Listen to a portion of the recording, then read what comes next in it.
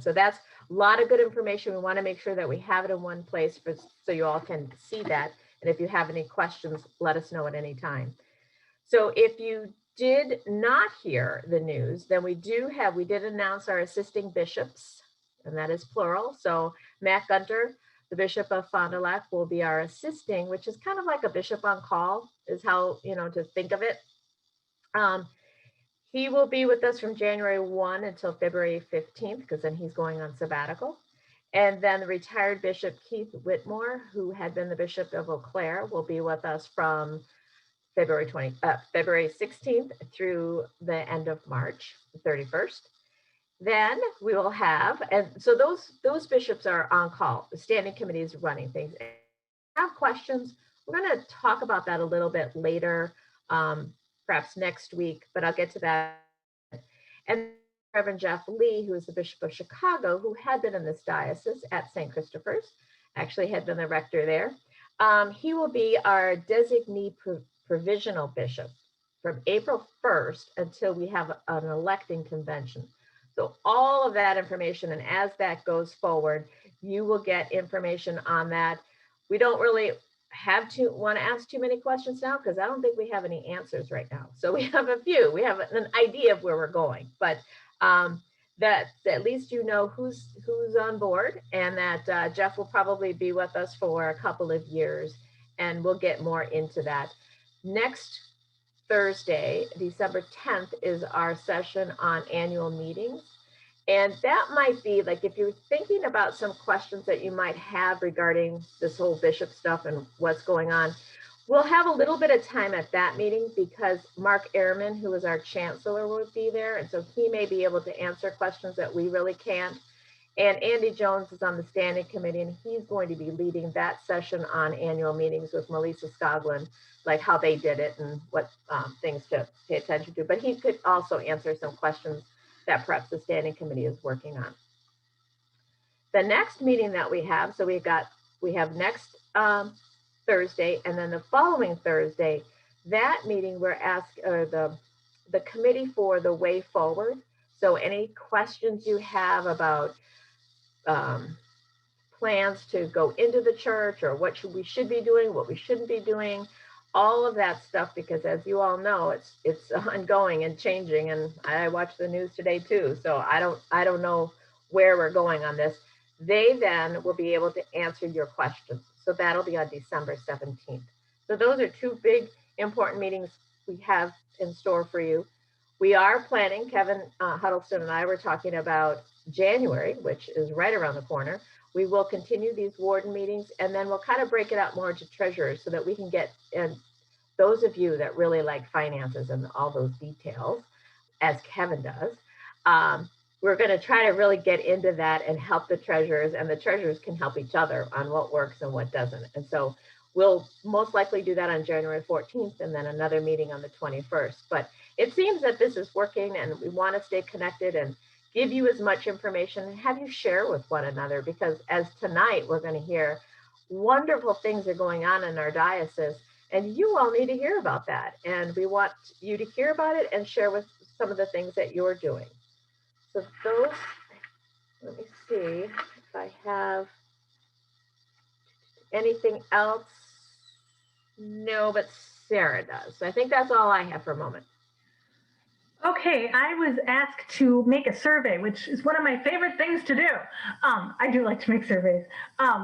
So the diocese has been having their online common liturgy every Sunday since the 5th Sunday of Lent. It's been going on a while, and we will conclude that ministry on December 27th. Be the last one. So we would like to each parish to give us a sense of how they've been using it and what their plans are going forward.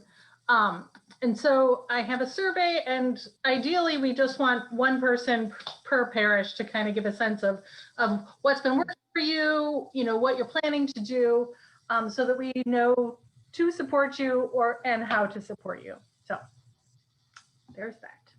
Great, thank you. I am also a big fan of a follow-up email. So I will send to the wardens and treasurers list a follow-up email from this meeting with the recording and other things that we've shared. Yeah, that's excellent that you've been doing that. And that's why I said you can get that on the website, but she sends it right to you so that if you need to share that recording with other people, like this one will be really important as the last one, because I did want to make a highlight to Miranda, who spoke with Don Fleischman about online worship, Zoom worship. I was talking to somebody today and they were so inspired by your conversation, Miranda, about Zoom worship that they said, we have to try this. We want to try this. And so to make that switch. And so I did just say, yeah, give it a try. So so it was great. And that's the type of thing we're looking for. So yeah, thank you. Doris, you have a question? You have to unmute yourself.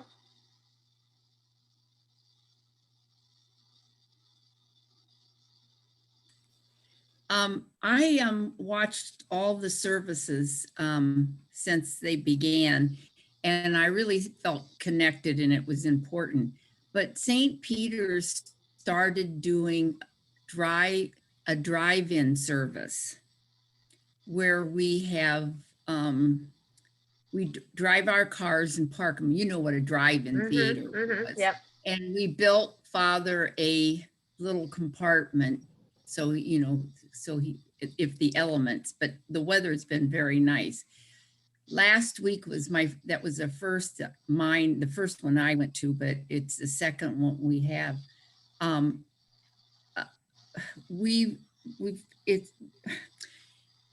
think it's been well received at our church. And so that's what we've been doing and trying to stay connected and that. And I don't know if anybody else is doing it in the diocese. Well, that is what we're going to talk about on the 17th. So we can talk about that on that one. And then the survey that Sarah was talking about is just going to be a written survey that you can jot those things down. But you're right. We do want to be able to have a forum where people can share those things. So make sure you're back on December 17th. Okay. Okay. All right. So now we're going to, because I see that Miranda has joined us, we're going to start because there are lots of great things going on. So I really am grateful and thankful to our presenters because they've been doing wonderful ministry in their own churches, and for them to come and share with us is just a blessing. And I know that parishes love to hear from one another. So this is wonderful.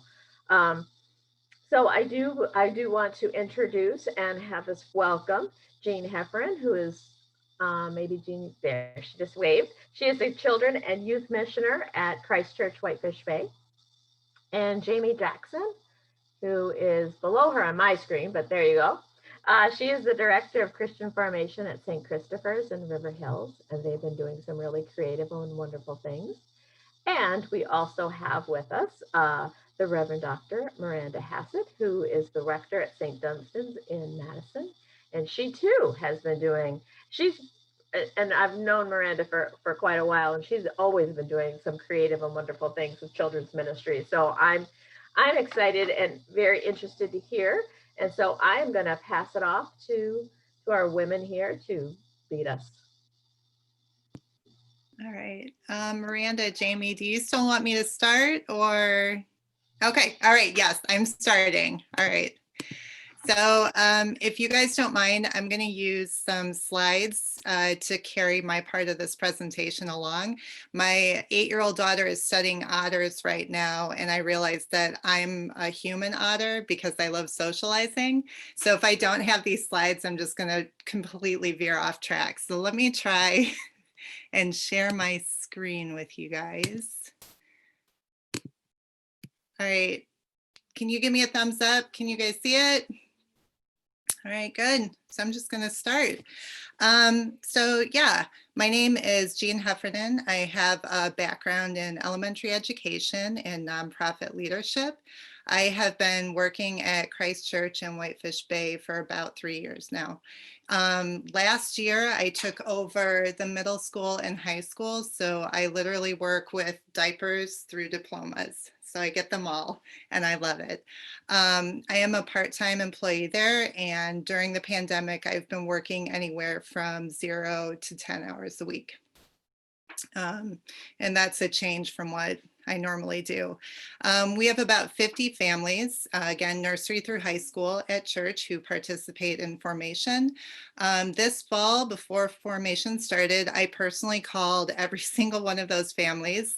And along with hearing how they were doing, I asked who wanted to be kept in the loop during this odd year, and we had 44 families buy into that. About 6 of our families said they couldn't handle it. It was just too much, and that was totally fine with us. So let me see if I can move to my next slide. There we go. So the first thing I did, I asked what the parents wanted. Many of the families are obviously stressed out and were not able to articulate their needs. I was able to glean that they did not want big lists of options. So, you know, like a web page with 50 different links on it, they did not want that. They basically said, can you just choose a good one for us and we'll just go with that one. They did not want one more thing to just do, and they really wanted to be in person. I know that we all saw the list of what we could and couldn't do from the bishop. When did that come up? Back in the summertime. And when I had the meeting with the families, they read it over and over again, trying to find a loophole in it because they just wanted to get together so bad. And I was like, guys, I think an HR lawyer wrote this. We're not going to find the loophole. So we need to look for different options.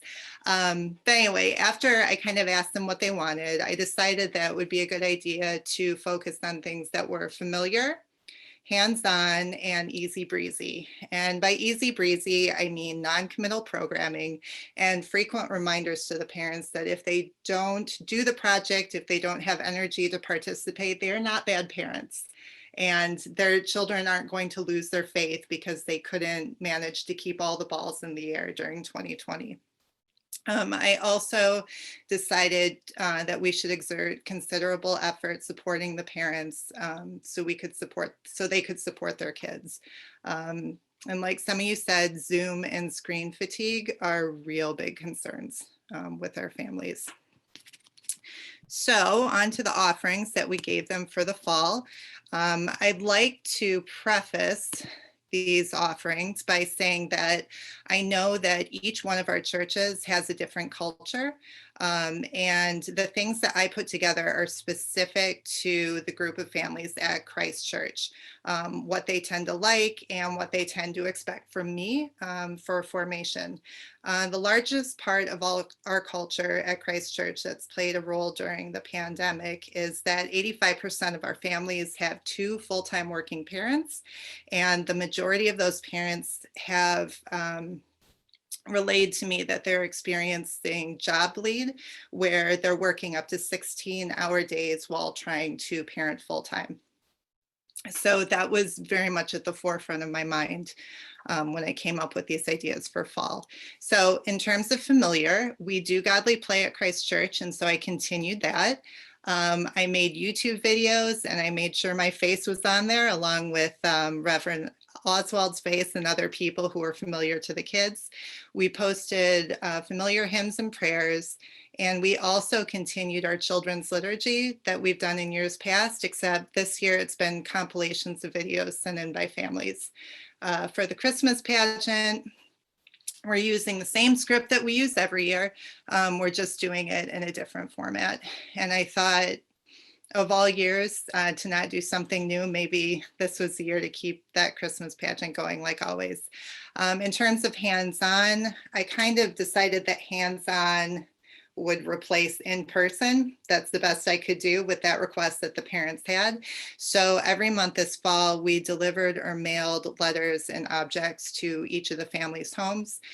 These deliveries included Anglican prayer beads, laptop stickers, books, prayer cards from the parents. I actually made them like business cards, and it had a prayer for parents on there that the parents could keep in their wallet.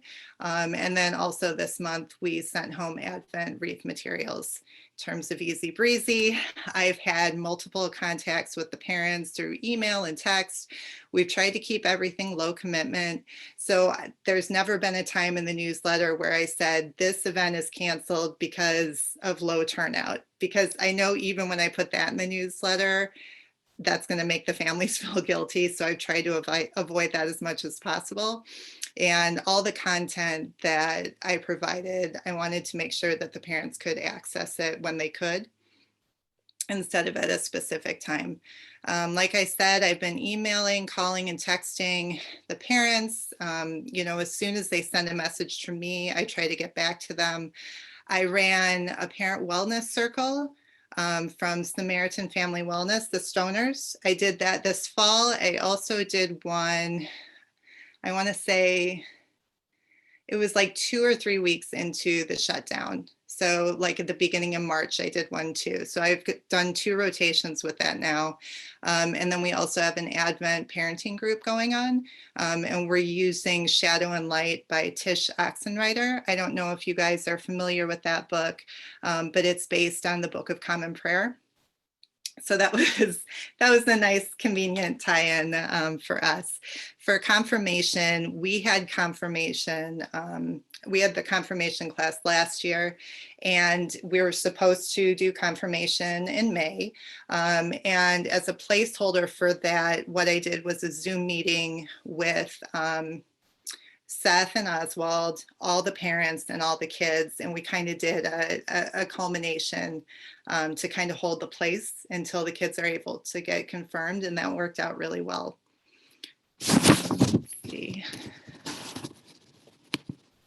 So these are Advent wreaths, photos that the families have sent in over the past week.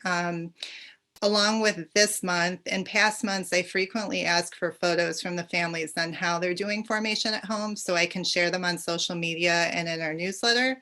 I do this so I can check in with the families, but also, you know, that sort of peer support so they can see what other families are doing too. It's just a real light touch, but I think it's really effective. These are some clips from our YouTube videos. I've done so many YouTube videos that my tween son, I think he's starting to wonder if I'm secretly a cool YouTube person, which, you know, I kind of like that. But this is not natural for me. I was well into my 20s when social media and selfies became a thing. So every time I do a YouTube video, it does feel awkward. But I realized that I needed to be on camera because I am the person in front of our kids during normal church time. And so I really just needed to get over it and get in front of the camera this time. In terms of YouTube videos, I've made Godly Play videos for every Sunday in the fall. You can see Will and Bee down in the bottom left. This was part of our November Children's Liturgy. So I send home readings. I email families readings. I specifically ask a family if they can do a reading and video it for our Children's Liturgy, and then I piece them all together. So Will and Bee here are gathering us all and helping us take a deep breath so we can get ready to pray. That's probably one of my favorite things that we did this fall. As you can see, there's Father Oswald. This was a video we did where he showed what priests wear. In this particular shot, he is confirming that yes, he does have pockets in his alb, which the kids just thought that was awesome because, you know, pockets are so important, and it was just a funny little thing to put in there. We had fun doing that. When I was a teacher, I worked with a population that experienced a lot of change all the time. And something I learned to do as their teacher was to be as consistent and constant as possible. I fell back on some of this for the programming I did for our kids this fall. So in all of these videos, I make sure that I look like Miss Jean in church. For me, that's wearing big earrings and having like my red lipstick on and wearing the outfits that I normally wore. So I obviously don't look like that right now, but I tried to do that for these videos so it would seem like something was the same. The video down in the bottom right. The video camera I use is actually my laptop. So it's a bad setup. It's not the easiest thing, but I literally just walked my laptop around the church one day and I talked our way through all the rooms so the kids could see the church, they could see their familiar place. And they loved it. It was something that they really missed that I think we don't often think about when we do programming for them. Let's see. I don't know if you guys saw our Facebook post about this, but in our children's liturgy normally, if you see Jesus over there on the organ, during our children's liturgies, whoever is reading the gospel passage kind of hugs Jesus in their arm to help the kids make that connection that the gospel is about Jesus. And so the way that we used our plush Jesus this fall was to put him in various spots during the service to see if the kids could spot him. And I'm going to be real honest, I think the adults in the congregation got more into this than the kids did, because I would get emails from adults who haven't had kids in formation in decades telling me where they had found Jesus that day. So it ended up being fun for the whole church. Let's see. How long did this take for me to prepare? I am like every other parent out there right now where I am pressed for time, and my kids are with me way more than they had been about 8 months ago. So I took 20 hours for 2 weeks in August to set up the entire fall, including the mailings for each month. So what I mailed out in November was ready to go on September 1st. I filmed all the videos. I got everything set up. I am continuing to work throughout this fall by facilitating the parent groups, personally contacting the families, maintaining the links on the websites, and gathering those photos from the families and putting things on social media as reminders. My church families are my primary source of guidance. But like somebody said, I also have to deal with the void. There are families that I have not heard from since they said they wanted to be involved in church this year, but literally that was the last time I heard from them. But I still rely on families who do contact me to kind of guide what we're offering them. But I also rely heavily on Build Faith, the Forma group, and especially their private Facebook group. I think that, Miranda, I know you're involved in that group, and I know you've posted things on Build Faith, but I'm pretty sure that group lets anyone join who is a Christian formation person. So if you guys are on Facebook, I highly recommend that group, because you see ideas from all over the country on things that are currently happening. Plenty of volunteers from small parishes and stuff like that, for sure. Absolutely, yeah. So this is what, I'm almost done. This is what it looks like on our website when parents go to access the content. What they can do is click on an icon, and it will, for the date, and it will open up to something that looks like this. If you were to scroll down, you would see embedded links for all ages and whatever the offering is for that week on the same page. This, for example, would be what you saw if you clicked on our children tab, but it's also the same if you click on nursery or high school, because all ages, the content for all ages is on there. My thoughts for the spring: I want to continue the parenting groups. For some reason, with the wellness groups, the moms want to join and the dads only want to join if there will be other dads there, like a guaranteed, like I have signed off, I promise there will be other dads there. So I'm considering just having a dad lead one of the wellness groups who's been trained in it. And hopefully the dads will show up, because some of the moms have reported that the dads hover behind their laptop when they're having these meetings because they want to hear what's being covered, but they just can't sit in front of the screen. So we'll see if that works. I will continue doing YouTube videos, but I am going to make it a little bit more varied this time, because the Godly Play videos just got monotonous. And also I shot all of them within 2 weeks, and I think I kind of lost my zest for it. The things I will change, my home deliveries will now be letters with various content, including postcards to the kids from myself. I'm only doing this once because I can only handwrite postcards once. I'm asking prominent members from church to write these letters to families so they can get to know them better. So they can feel seen. I did the same sort of thing with our confirmants. I had members from vestry and the clergy write these letters, and the teens got a big packet of like 30 letters from adults in the church telling them how proud they were of them and what confirmation did for them. So I'm going to try and do a version of that for the families. I'm going to start gospel reflection videos for our teens from the clergy. I'll do this about once a month if I can get the clergy to do it. And I'm going to also have tiered monthly service projects from our outreach team. They'll do a 5-minute video once a month describing a nonprofit that we work with and giving suggestions for how the kids could serve that nonprofit. And I'm also going to try morning prayer videos for middle schoolers.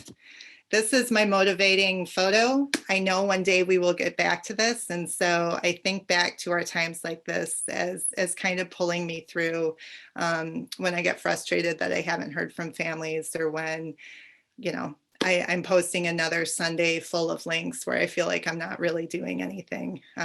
This is my hope, and hopefully we'll see this sometime this spring. But yeah, anyway. Thank you for letting me present, and I have my notes all ready to listen to you guys now because I can't wait to hear your ideas. Let me exit, stop sharing. All right, are we good? All right, I'll mute myself. I think I'm jumping in now. Is that right? Good. Okay. So I am Jamie Jackson, and I do not have the same PowerPoint presentation, but I would like to do a screen share also because I have a lot to show you. I also just want to add, so my background, as I said before, I just finished my first term in clinical psychology and my PhD. I actually got to St. Christopher's. My family goes there. I was living in Los Angeles previous to that. I actually grew up going to Christ Church and was in their youth group, and went to Appalachia, and I went to Divine Saviors, but I had been away from the church for a while, and this is my first year coming back. So I do get a little nervous that I may say it incorrectly, but I feel very fortunate that the pandemic happened in the way that it did. It's a blessing in disguise that brought me back and got me involved on this level. I don't think I would have done it otherwise. And it's truly been just the deepest blessing to be reconnected and to be connected with kids in this way. So I just wanted to say that because I also feel like I'm kind of just learning when I go through and teach the kids the gospel. I feel like I'm relearning it for the first time myself, which is really powerful, but I often, want to make sure I'm doing it correctly. So, okay, so I'm going to do a screen share, and I'll just walk you through what we've been doing so far. So let's see, do like this. And can you just give me a thumbs up? Can everybody see the screen share? Okay, thank you. So this is our website, and this is the online children's formation page that I made. This is me and one of my students doing one of the lessons on generosity grapes. And I too ask all the parents for as many pictures as possible because otherwise I don't necessarily know who's doing it either. And that part can be really frustrating. And I come to find out that so many people are actually doing it, and I had no clue. So if you're not sure if they're doing it, there's actually a very good chance that they are and that they love it. I've just come to take at this point right now, no feedback is good feedback, that people are pretty overwhelmed. And that for any little bit of positive feedback or pictures I do get, I just have to hold on tight to those. So this is the website. And from here, before I go into that, I want to show you how I broke down doing the Sunday school program. And I had to visualize it because, again, like I said, I just kind of came into this in the pandemic and had to come up with something out of necessity. So for me, I created this structure even more for myself as a way to keep track of how I would be able to teach this. So I made the objectives for what we were looking for, and then I broke it down into a 4-tier program. And it starts with the weekly videos. And so I also have those. I can show you just, here is our YouTube page. I, like Jean, I did not ever intend to be all over the internet, but here I am. And so I've made all these weekly videos where I go through and I teach a gospel lesson, and you can see there's the craft involved and there's a whole format to it. So they're all here. And so let me just move this guy. Here we go. Okay, so that is when I'm talking about the weekly videos, that's what I'm referring to.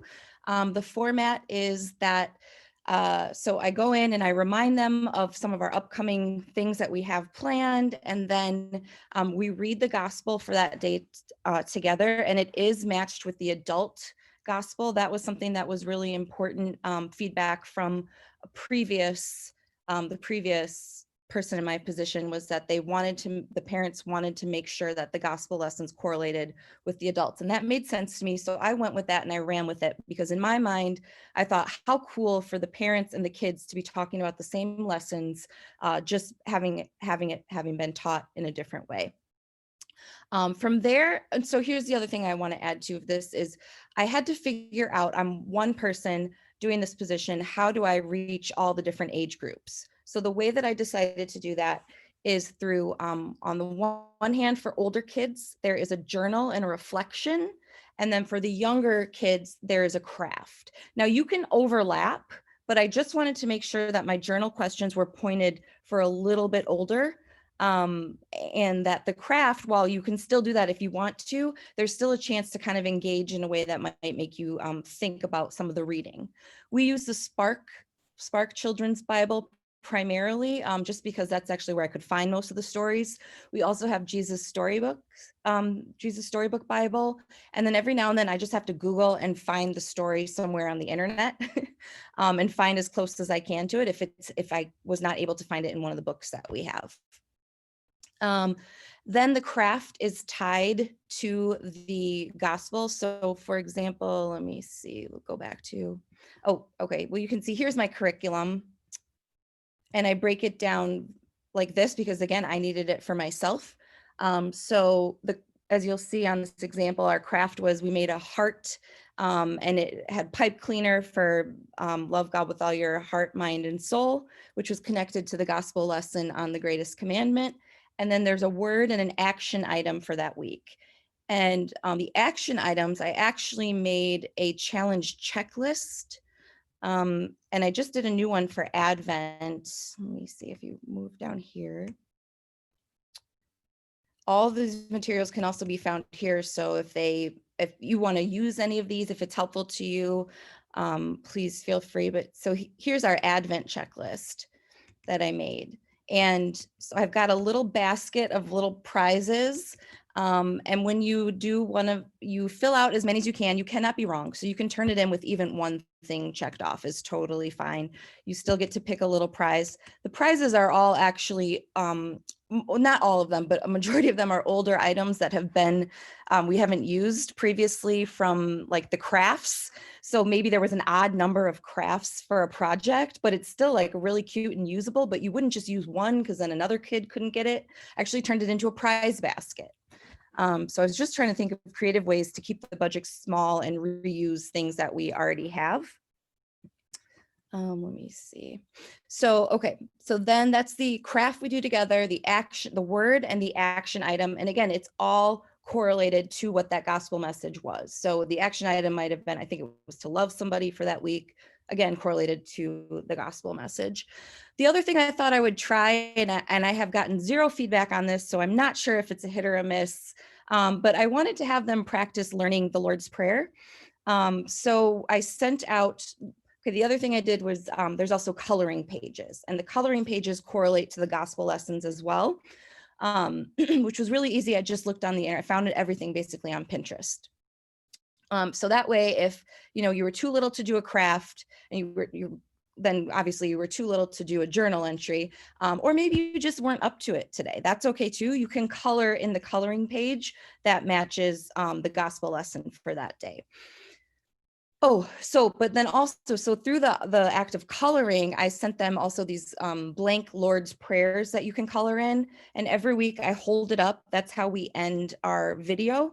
And again, with Jean, I'm trying to keep very consistent so that they kind of can get in a groove, as well as, I mean, if you think, they never got to meet me outside of the pandemic. They are meeting me for the first time on camera, and I'm trying to build a relationship with them. And it has just been, I cannot believe some of these relationships. My heart is just so full. And a lot of that is through, I would never have known if they weren't sending me these pictures. So then you can see in the supporting materials, that's how I support them learning the gospel. That's through a craft, the journal writing, the coloring book. We also use the children's worship bulletins. I make sure that they have all of those. And what is there? Oh, the challenge checklist. Okay. Something else we tried this year, and it sounds like, Jean, you guys are doing something similar. The mission and outreach is we did 2 different folds of it, intergenerational pen pals. And then the other thing is kids and cards. Intergenerational pen pals is where you are just matched up with somebody in a different age group than you. So my mom happens to be one of them because I needed somebody for sure to be a guarantee that they would do it. And so they just write each other letters. I gave them, when they agreed to do it, I gave the pen pals, the kids, a format of some questions they could ask. And the idea was to get to know them. And so one of them was like, I'm in 2nd grade. What was it like for you in 2nd grade? And my favorite gospel lesson is, what's your favorite gospel lesson? So I gave them lots of prompts. And so ways that, I could kind of help guide the process, but also allow them to have their own relationship. I've seen some of the letters because my mom has shared them, and they're just the cutest thing in the world. So I love that. We only have, I want to say we have 4 or 5 kids. And I should say we have about 29 families with a total of, right now we're at about 50 kids approximately. So I have 5 that signed up to be intergenerational pen pals. And right now for me, that's a win. We've never done anything like this. So I've got 5 of them. And kids and cards is less committal. That is where we are sending our parishioners who are in nursing homes or living alone, we're sending them cards. And what I gave them, so I too, like Jean said, we do a drop off every 5 weeks. A mailer goes out from our church with all the activities and everything that's coming up. I make the curriculum for 10 weeks out in advance. And thus far we've had 2 drops. Father Jeff goes to each of the houses, drops off a bag. And actually I can kind of show you some of the pictures of it. Down here. So this is our Advent calendar we dropped off. I got it from, what is that? Oriental Trading. And so it's just a paper version, and each of the little stickers is a psalm that you learn, and then you stick it on instead of chocolate. Because I thought, you can get the chocolate ones anywhere. Let's stick on message here. Those are some of my kids doing the lesson, which I just think is the cutest thing. It's like, just, could you ask for better? I mean, my heart. But I'll show you, I wanted to show you the bags, which is why I was doing this. So hold on. Here they are. So the bags I do put all this stuff together, and Father Jeff drops them off every 10 weeks now. So we've done it twice. This is kind of our groove. And that's got all the supplies that they would need to do the crafts or to do any of the activities. It's got all the checklists, anything I'm asking you to do, it goes in this supply bag. I'm very lucky that Father Jeff is willing to drive around and do it, because I don't know that I would, but I so appreciate that he does that. And they love to get to see him. And that actually provides an opportunity for him to get feedback on how the program's going. And so then it trickles back to me as well. And I actually like that they get to tell him, because if there was something maybe they wouldn't want to tell me, like, oh, that Miss Jamie's really missing the mark, maybe they'd be more comfortable telling him. So yeah, so that is how the material gets to them. Also, when I structure the curriculum, I'm thinking in my mind, how do I make these as simple crafts as possible? That if for some reason they don't have the materials, we're using paper plates, construction paper. I'm really trying to keep it where these parents don't have to run out and get anything. It's not just one more thing it's for them to do, but it's an option of one more thing that they could do or that they could have to do. And then the events. So I made a little calendar, and I've tried to, so part of what I did was, again, keeping the structure of the things that they've already been doing at this church for years that have worked well. How do we continue to do that in a way in the pandemic? But also, can I reuse some of these and make them, market them towards the children and make them a children's event? So in the past, Bless the Pets was not necessarily a children's event, but I kind of took it over and decided, let's get the kids have pets. Why are we not using this as a way to get them in? So through my videos, I'm talking a lot about my pet, my dog, as a way to try and get them to engage and want to go to Bless the Pets. If you didn't have a pet, you got to come, and I brought my dog. You got to pray for her because she needs it. So just was trying to find ways to build a connection and entry points, as many different entry points as possible. So that is what we've been doing. I think that's everything I wanted to make sure that I got to share. And that's it. I can tell this is a great collaboration because I'm taking down ideas from you guys. Thank you so much. And I want to say something that Jean and Jamie and I talked about in our email conversation, but I'm not sure we've said in so many words yet, which is two things I think are Jamie and Jean are really aware of being, formation staff, and we don't have very many parishes in our diocese that have formation staff. My parish doesn't have formation staff. I don't know if there are others besides you guys. It's a few. So they are very aware that they're offering you a smorgasbord of ideas where one or two might fit, and not many places are going to be able to do as much as those two parishes can, and they know that.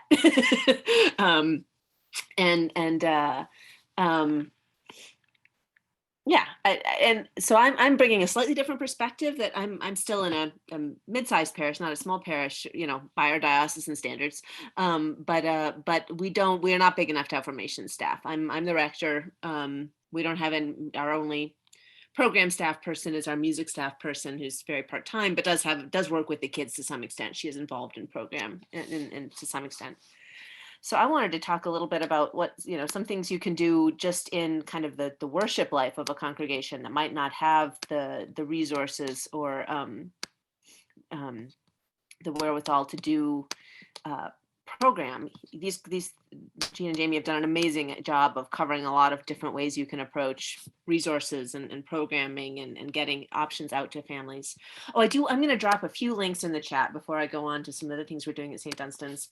And just in the sort of like things you can grab and go, knowing that that's a useful option. One is the Sunday paper, which is real old school. If you look at those, you've probably seen them. They're created by Gretchen Wolfe Pritchard. It's a wonderful Episcopal formation person. And they've been around for ages, but they're really solid. They're really well done. They follow the lectionary. She's got one for younger kids and one for older kids. It's cheap. It's something that comes in your mailbox and you print it out or you send it on to your families. The ones for younger kids, it's sort of a little foldy booklet, and the back material for parents is just really good. It's really theologically astute and thoughtful. They're simple, they're cartoony, but the thought behind them is very solid. And I know sometimes that's a thing, like you can find a zillion Christian children's resources online, but which of them do you want to give these children in your parish, these Episcopal children? Sunday paper is a super solid way to go. Another resource that I know more places are starting to use is Illustrated Ministry, recently rebranded from Illustrated Children's Ministry because they're doing more all ages stuff. They are ecumenical, but they are progressive. I have not stumbled into anything in their theology that it doesn't always, it's not Episcopal, but it's really good. I haven't tripped over anything that felt wrong to me. I think there are Episcopalians involved. I know Adam Walker Cleveland is involved with Forma. I'm using their Advent devotional with my parish, at least loosely, because it's really good. It's on the theme of do not be afraid, and which was just so on target. Like a lot of us are afraid. So I commend their resources to you. I think they're very good. And finally, I just know about this because I happen to know somebody who's involved with it, but this is a link for a site in the Church of England, our sister church, that from diocese that does a lot of kids stuff. And it's just a wonderful page of resources. And actually, I'll go ahead and well, if you scroll, I won't screen share now, but if you look at that page and scroll down, some of this is more, there's some translation you have to do with the Church of England. It's our sister church, but it's not identical. But there are some resources here, lots of ideas and documents about different occasions and things that you could adapt. I assume they're going to continue to update it. But if you scroll way down, one of the things really close to the bottom is it's called a Zoom crib service. Crib service just means that it's like a service that tells the Christmas story, and it's for young children, and the pictures are there and the text is there. It's basically ready to use. So I'm still trying to decide if we'll do it sometime, but it really is like invite get yourself familiar with it, and then invite families with young kids to meet you on Zoom and look at these pictures and tell the Christmas story together. It's as easy as that. So they do have some things there that are very, very easy. They're trying to do what we're trying to do, which is put things in people's hands that they can just deploy locally. So I'll talk a little bit now about worship. And it's interesting the way having to go online picked up something St. Dunstan's had been working on for a while, is making kids more fully, inviting kids into more full participation in worship and the worship life of the community. And it's interesting the ways having to go online picked up pieces of that and kind of lost other pieces of it. Some of the things kids really like to do in worship, like, eat stuff and move around and sing are not the same, right? But other things we can do. And so I've been thinking a lot for the past 8 months about ways to kind of feel present and engaged. Even, we're all spending a lot of time on screens, but ways to help people feel present and engaged. And the interesting thing is a lot of this works for adults too. It's all the same, right? We're not that different. So one thing I mentioned this last week, 2 weeks ago, talking about Zoom, but one thing I try to think about a lot in forming online worship for kids and adults is embodiment, trying to bring us back into our bodies. So our worship has a lot of moments where we'll say, before the confession, which we kind of do at the front end, you might want to bow your head or take on some other posture of humility before God. And before when we come to the prayers, we say, you might want to open your hands or take some position of prayerfulness before God. And we've also, over the months, kind of added some visual cues. The two most basic ones that we use a lot are to do this. If somebody shares a prayer request or a concern or something that's heavy for them, and which people sometimes do like in the prayer time, but also just like chatting before and chatting after. People will do that to kind of show, oh, I heard that and I'm holding you in prayer. And we also do twinkle hands. We do sort of like ASL applause, like, oh yeah, that's great, when somebody shares a celebration. So that's really I'll be interested to see how that adapts when we shift back into in-person, because those have settled in as patterns. Like we do that now. Because you can see people's response, right? And on Zoom when you can't hear it because people are muted. So we work on embodiment. I've really thought a lot about offering a lot of avenues for engagement, and Jean and Jamie have both talked about that in different ways as well. And this is specifically kind of bringing it into worship a little bit, because for me, if something that feels like I'm just like, where kind of the qualitative experience of watching church on a screen isn't different from watching 45 minutes of Netflix or 45 minutes of YouTube. Like I want it to address me and to invite me to respond. That's not true for everybody. Some people like really enjoy just watching a service at the National Cathedral. I respect that, but kind of what I needed and what I think my parish has responded well to is something with a little bit more back and forth. So I've influenced my preaching. My preaching has been a little bit more like, I'm a lot more likely to be like, okay, I'm going to ask a question now and wait for you to answer. And people have responded to that. So it's a little bit more interactive in my preaching, but it's built into the other places as well.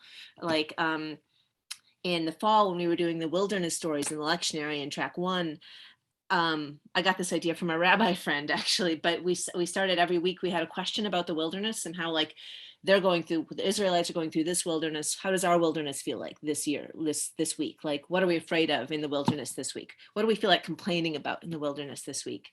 What are we hoping for at the end of the wilderness journey this week? And people would put comments in the chat. Some people would send them to me afterwards. I'd post the question on Facebook as well, and people might respond there. So kind of building in a little bit of back and forth.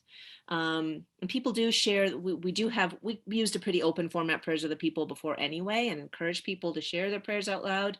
But that's really taken off a lot more on Zoom, because people can share them in the chat. And if you share them out loud, everybody hears you and prays with you, instead of just the two people standing near you, because Episcopalians don't say their prayers out loud.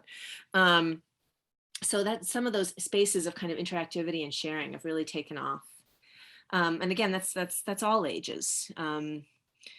I tend to use story a lot anyway. That was something I was leaning into anyway as a tool for kind of all ages engagement. Like if we have a snippet of a story in the lectionary, I'll extend that a little bit so we get more of the story, or and certainly in our all ages worship I do, but in general, like I want us to get like, what's the whole thing that's going on here, not just this little slice the lectionary gives us sometimes. So I've leaned into that even more in this time. Like when I talk about doing, really leaning in, like we're gonna hear the wilderness stories and dwell with them, because I think that again works for all ages. We all respond to story. And I've also been able to bring some art alongside that. Like that's one of the good things about online, is that it's a lot easier to share an image. So we a couple weeks ago where we had the story about the Judge Deborah. Well, we extended that story. So we also had, the enemy general Sisera being killed by Yael by pounding a tent peg through his head, because that's a really great story. It doesn't come up in the lectionary nearly often enough. And there's lots of classical art of the murder of Sisera by Yael. And so we shared some of those because, hey, it's attention getting. It captures your attention. And we've done some other things where I use a lot of images in our Zoom slides to kind of help us, especially stuff from our church and our church grounds, to help people feel connected, but using art to kind of support scripture and story as well also works for a lot of people of all ages. And the last thing I would say is that we've tried to think about participation in some different ways, and participation, the sort of roles in liturgy are one of the things that's changed a lot, right? Our Zoom liturgy involves a celebrant, an officiant, and a couple readers. So we have spoken roles, but there's no equivalent to acolytes, right? There's no equivalent to ushers. There's no equivalent to altar guilds. So a lot of the sort of hands-on do stuff roles that some people really like are gone for now. We've tried a couple variants on that, and I think those, for example, for a while we were we had people pour water before the absolution as kind of a symbol of cleansing, reminder of baptism, and that worked really well at a friend's parish. They really took to that. My parish people did not take to it. Like I had people step up to do it for the first 3 weeks, and then like I would be like, anybody want to be the water pourer this week? And crickets. So sometimes you have to try stuff. It's a fit someplace and it isn't someplace else. But that was definitely an effort to be like, there are some people who like doing thing jobs. How do we create some doing thing jobs when we're worshiping online? So that could be just a question to think about. But one of the things we have done in order to keep giving kids a real meaningful role in their liturgy, and dovetailing with having to rethink Sunday school, is that now, and this, I realize this depends a lot on this, we can do this because I love it and I'm open to it, and you might or might not have that person. But the second Sunday of the month, I meet with the kids and we talk about a story that's coming up in the lectionary in 2 weeks away, and the last Sunday of the month, fourth Sunday of the month usually. Sometimes I stretch the lectionary a little bit, as I said earlier, to kind of give us a more complete story. Like when we had the death of Moses, I was like, well, let's go back to why did it take the Israelites 40 years in the wilderness? Well, it was because they got scared. They didn't want to enter the promised land because they thought the people who lived there already were going to kill them. And they were like, oh, we'd rather die in the wilderness. And God was like, okay, you'd rather die in the wilderness? Okay. Deal. You'll stay in the wilderness for 40 years. So we extended the story so that we had more story. And then we look at it together and we think about how we want to tell it and what the kids think that story has to say to us. And then on that fourth Sunday, the kids present a drama over Zoom of the story based on the preparation we did. And then at least two months, I think we'll get, it's been a little irregular. It always gets weird in November and December, but I think we'll get back to it in the new year. They've really been part of the sermon. Like I'll be like, and the kids wanted to say this about this lesson, and I'll share their points and they'll read them out loud. So it's really collaborative. And it's been true at St. Dunstan's for a long time that last Sunday worship, like the last Sunday of every month, was a more all ages kid inclusive service. We've been doing that for a number of years. But the way I've been thinking about it is that up until the past few months with these changes, that was something I was mostly preparing for the kids. And now it's something we are preparing together for the congregation. It's a real flip and it's really interesting. So the thing I will show you, just to close out, I will show you just like a minute and a half of one of those recent stories. It is that Moses story. The 40-year journey, just a little bit of that. Where is it? Where did you go? There we go. I want to stay here. I don't know. It looks like a lot of people are here already.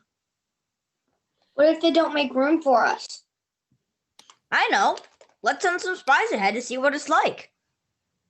The plan seemed good, so Moses chose spies from among the people to spy out the campground. Go see what it's like, and the people who are already camped there are like. Are there a lot of them, or just a few? Do they seem like they're set up for a long stay, or just there for the weekend? Do they have guns? And is there a gift shop or a snack shack? Be bold, and then come back and tell us what you find. Bring back snacks. So the spies set out and snuck into the campground, and they spied it out and gathered what they could find. Then they returned to the caravan of God's people. We found snacks. So many snacks we can barely carry them.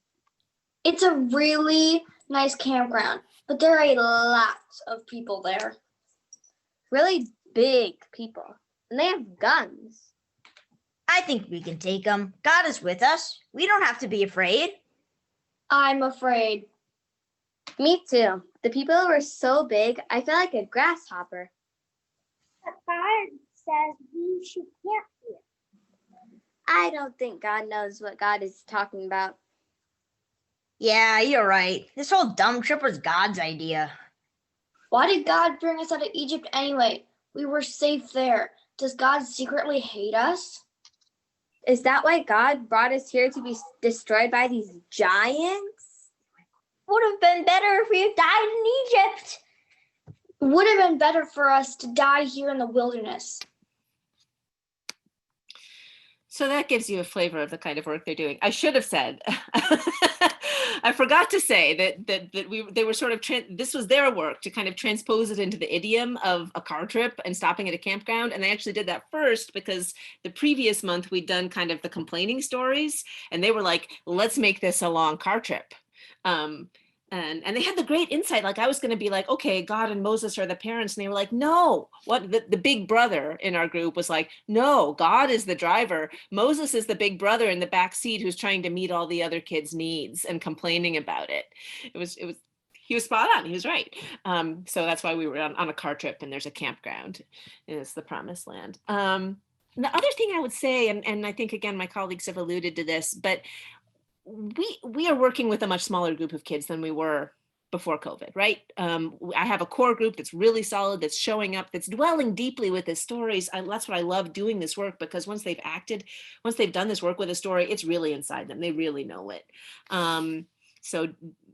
But you know, we've got a whole range of families, from sort of people who I was seeing every Sunday to people I was seeing once in a while that are not very engaged right now to not engaged at all. And that's just like, the only comfort in that is that it's happening everywhere. Like I hear that from everybody. I think that's universal. A lot of people are just like, can't right now. And that just is what it is. So I regret that, but I'm like, I gotta do good work with the kids who are showing up. So, okay. That's it. So what questions, ideas, what are you wondering about? How can we be helpful to you? Anything else you guys want to add, Jean or Jamie? I just love this. I mean, I could do this once a month talking to you guys about this stuff. Like I wrote down so many notes from you guys. Me too.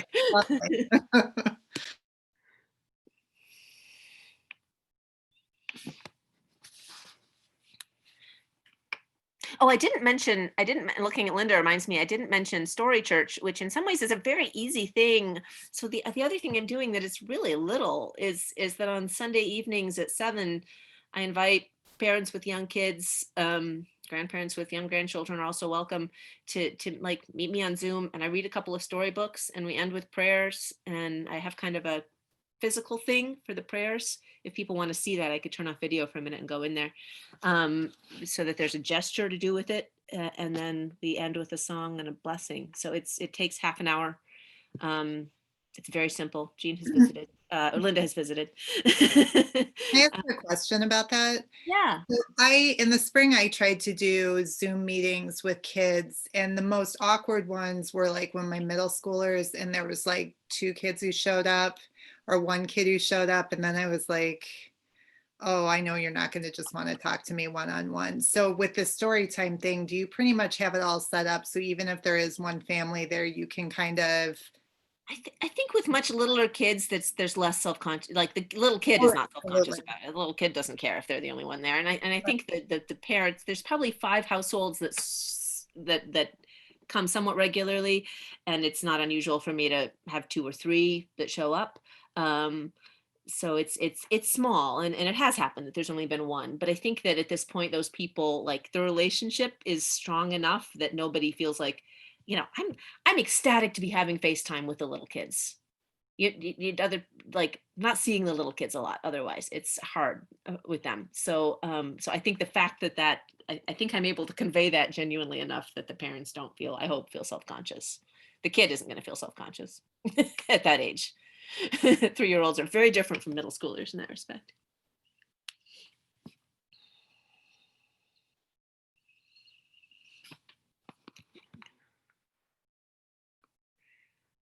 I am going to run in there so I can show you my prayer setup because I think it works pretty well. But please, ask if people have questions or other ideas for what you're doing. I'd love to hear them. We'd love to hear them.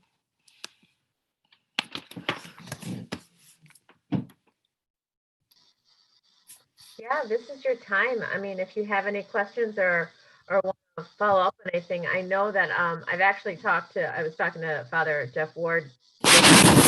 He was saying he wasn't on, but with any of your material, and you said this as well, Jamie, that your website has a ton of stuff. So go ahead and use that. And then if they have questions, and Jean, I'm not sure about if it would be the same kind of thing, they could do that. So yeah, check that out, because it's there and willing to share. So any questions or any thoughts or anything that you're doing that you want to share, because it's going to help everybody.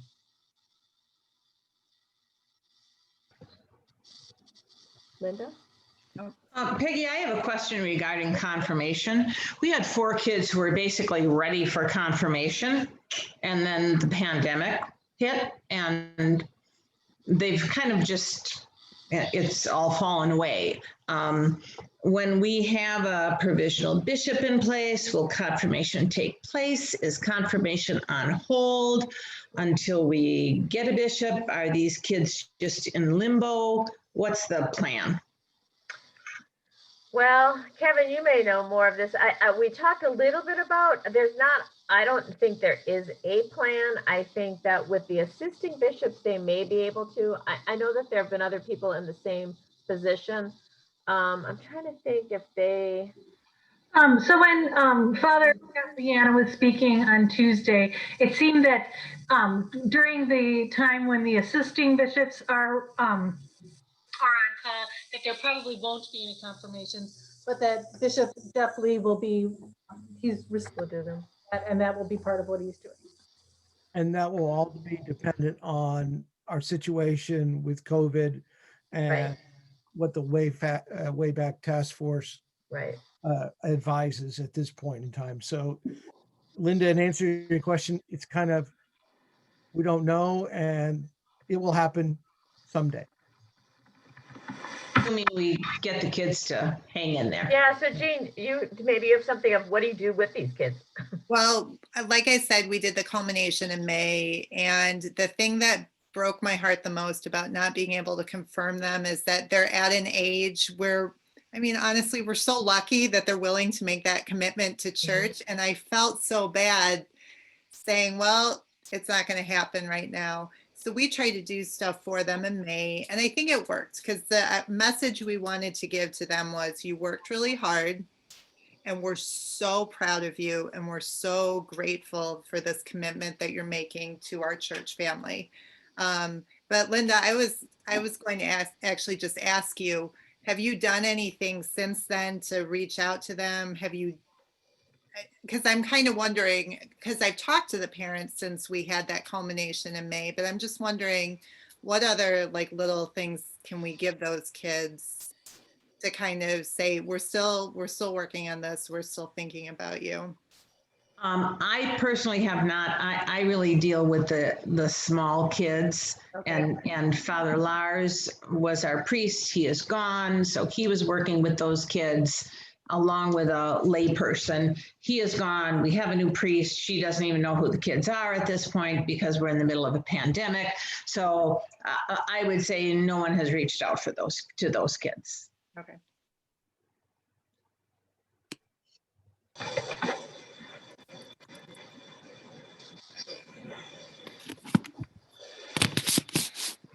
I'm going to show you my, real quick, this will only take a second, but to show you my prayer setup for working with little kids. Works with bigger people too. It doesn't have to look like this, but you could just use green felt. I just happen to have this.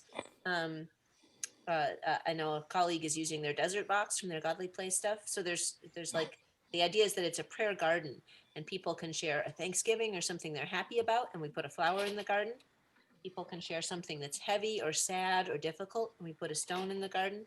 And people can share if there's a particular person that they really want to hold in God's light, and we put a candle in the garden. And at first it was just flowers and stones. We added candles. So it could be really simple. You know, you can find silk flowers and a piece of green felt and some stones from the craft store or from your outside. And it really helps with young kids to be able to say, okay, tell me your Thanksgiving and I'm going to put a flower in the garden. They really like that, having that gestural element of it. And it works with grown-ups too. So I offer that to you. I like that. Video explaining that anywhere, Miranda? Or do you have that written out on your website? I think I have a version of it typed up somewhere. Okay. It's not on the website, but I have typed it up. I took a screenshot, which totally makes sense now, but I know in a week I'll be like, what is that? Ask me. I can share that. I had reached out to Miranda because I saw her use it with the little kids and my grandson was involved. And so we had a big pottery bowl we used for a Taizé service, and I used that. And we finish up our weekly Zoom Sunday school with that prayer bowl. It's amazing. I've encouraged the teachers when we go back in person that they continue that, because the kids are very thoughtful when they talk about their prayers. The other thing, we have quite a crafty gal, and so she found little tins and gave them all the stuff so they could make their little prayer bowls at home. And some of them will follow along with their little prayer bowl when I'm doing the big prayer bowl. So I found it to be an excellent way to just bring closure to whatever we were doing that Sunday in Sunday school.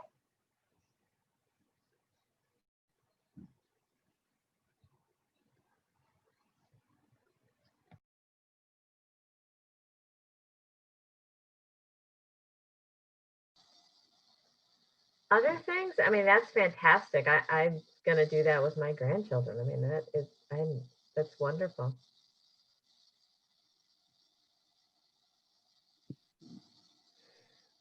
Well, go ahead, Becky. Go ahead, Jean. Yeah, no, go ahead.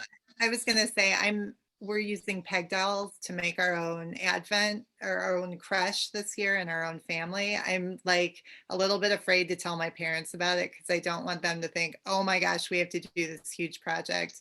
But it's been so fruitful for conversation with my own daughter because she's painting and we're doing something together, but she has all these thoughts running through her head about the birth of Jesus and what that would have meant and stuff like that.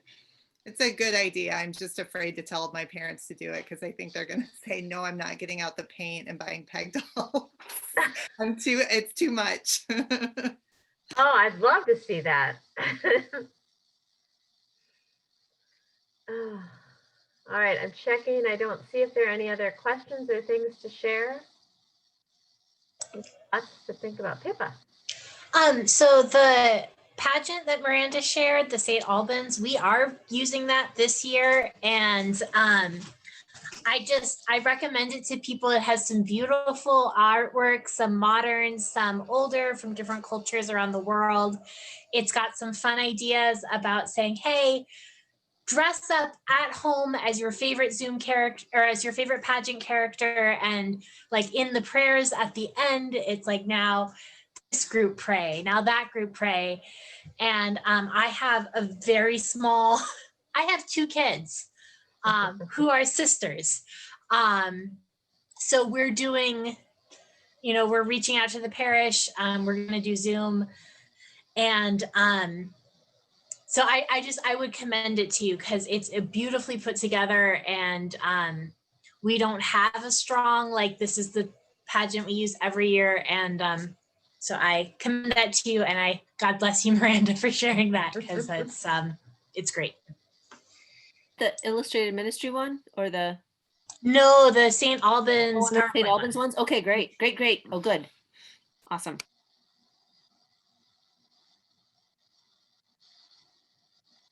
So all of those resources will be, you will have those, and I know that Miranda will put them in the chat, and Sarah will make sure that you get those. So that is great.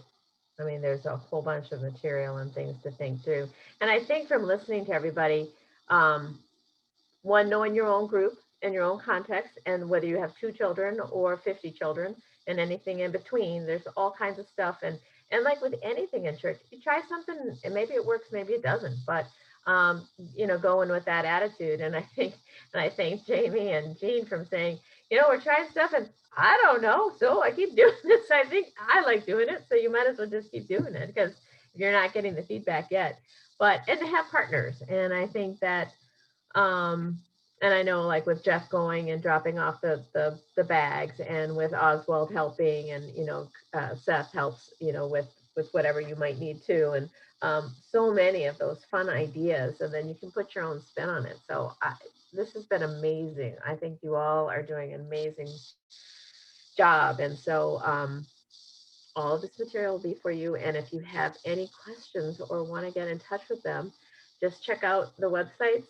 You can get in touch with Jamie or Jean or Miranda, as we've just saw that Linda did and Pippa has, and you can get that information. So thank you all. This has been really good. Let me say one more thing. Yeah, sure. And it applies to church in general, but I think it is important as we think about our kids and youth in particular, and especially, it's especially in the places where there's only 1 or 2 or 3. Letting people feel loved and connected is more important than inculcating them with doctrine or story or creed right now. Mm-hmm. And if that's what you can accomplish, do that. Make them feel loved and connected. Yeah, that is really good. That is really good. And I think, when Linda was asking the question about the kids and not being able to be confirmed, I think what you all did, Jean, with the letters from people, because if you think about it, if we had been able to just have confirmation, would they have a stack of letters from 10 or 30, whatever number you had of people, they writing that had to go, what did it mean to me? And then to share it with somebody, we never would have done that. And those are going to be things to treasure. So that just speaks to what you're talking about, Miranda. That's the relationship, the love and care that we give to each other. So I agree. There are so many small ways. It may seem small, but it's really going to be big. Yeah. Oh, well, thank you. This has been wonderful. So I really appreciate it. Anything else before we end? So Miranda, you always have beautiful, wonderful prayers. Do you have something for us? I mean, she really shined on Tuesday. No. Yeah, I find the other one I thought I was going to find on Tuesday. Because that's a nice one too. Just have to wait for a file to open. There we go. All right, let us pray. O God of love, we pray thee to give us love. Love in our thinking, love in our speaking, love in our doing, and love in the hidden places of our souls. Love of our neighbors near and far, love of our friends old and new. Love of those with whom we find it hard to bear, and love of those who find it hard to bear with us. Love of those with whom we work, and love of those with whom we take our ease. Love in joy, love in sorrow, love in life, and love in death, that so at length we may be worthy to dwell with thee, who art eternal love. Amen.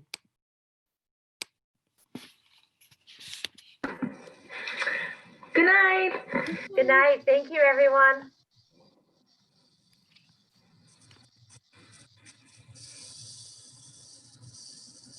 That was fun. Thank you. Thanks. That was great. That was great. That was a lot of fun. Stop the recording. Stop the recording. Here we go.